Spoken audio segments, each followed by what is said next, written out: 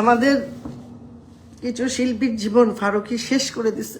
ও মনে করতেছে ও জিতে গেছে, ও জীবনও জিততে পারবে না। বুইরা বদমাইশ, এইটা ওর সাথে আরো 200 জন আছে। একটা দেশদ্রোহী, একটা কালপ্রিট, একটা অসভ্য, একটা জেনারেশনের জন্য বিপজ্জনক একটা মানুষ সরকারের কাছ থেকে এমন কোনো সুযোগ নাই। আবার সেই ফারুকী গ্রুপ, ফারুকী দেখেন আজকে 17-18 বছর ধরে সে সরকারের কাছ থেকে এমন কোনো সুযোগ নাই, অথচ আমাদের নামে কিচ্ছু বের করতে পারবে না, কিচ্ছু বের করতে পারবে না। যদি একটি টাকাও বের করতে পারে তাহলে আমি বলবো যে ঠিক আছে, আমাকে আপনি শাস্তি দেন। কিন্তু এই ছেলেটা এবং ওর সাথে, এই ছেলে না, এটা বুইরা বদমাইশ, এইটা ওর সাথে আরো 200 জন আছে। ইন্ডাস্ট্রিটাকে শেষ করেছে।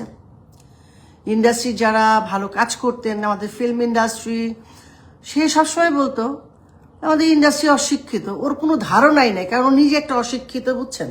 আর সে একটা, মানে কি বলবো ওর সম্পর্কে, এত কুৎসিত কথাও বলতে ইচ্ছা করে না। অবশ্য সময় তো আসছে, বলার লোক তো আছে।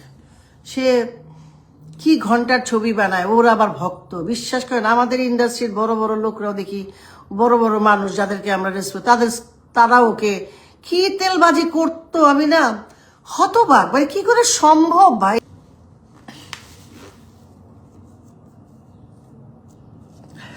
সরি, আমাদের কিছু শিল্পীর জীবন ফারুকী শেষ করে দিছে। ও মনে করতেছে ও জিতে গেছে, ও জীবনও জিততে পারবে না। কারণ আমি মিস করি আমার দেশটাকে।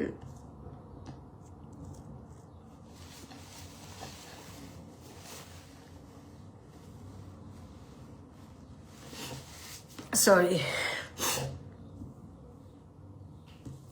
ও যেভাবে আমাদের দেশটাকে, আমাদের শিল্প সংস্কৃতিকে ধ্বংস করছে। আমাদের কত শিল্পীরা বসে আছে, আমাদের অহেতুক কি যে টেকনিক জানেও, মানে এত টেকনিক জানে, মানে এই টেকনিকের কোনো তুলনা নাই। তারা এত কাজ করেছে, তাদের এত টাকা যে কাউকে মানুষই মনে করে, এবং তাদেরকে সবাই হেল্প করেছে।